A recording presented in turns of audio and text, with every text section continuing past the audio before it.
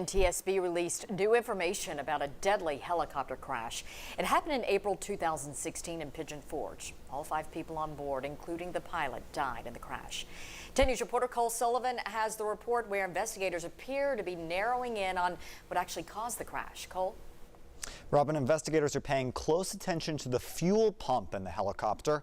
Outside experts we talked to said if that part didn't work right, it could have caused the deadly crash.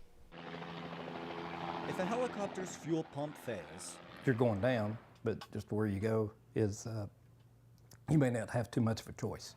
Finding a safe landing site near the Smokies can be a tall order. You know, there's some areas that are no man's land where there's not many options.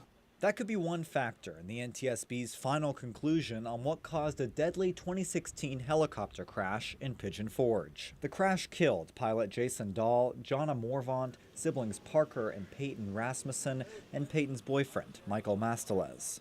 It's a pretty thorough investigation. Randy Safright is a crash investigator. He didn't work this case, but has been on the scene of around 50 different accidents. It's leaning towards a failure of a fuel pump. He says the NTSB's factual report, the information it will use to conclude what caused the crash, indicates issues with the fuel pump. If that fuel pump had failed or operating at a degraded capability, you wouldn't be getting the fuel in there to have the power to turn the main rotor. And that could have been the beginning of the end.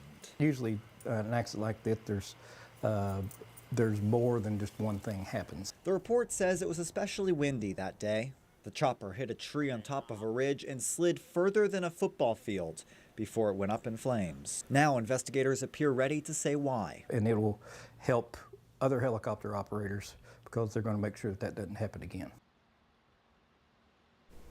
2 of the lawsuits filed by families of the victims were changed back in May to also blame the fuel pump for the crash. This isn't the final NTSB report. That document with the definitive cause of the crash will be issued in the next few weeks. Back to you. All right, Cole, thank you. As early vote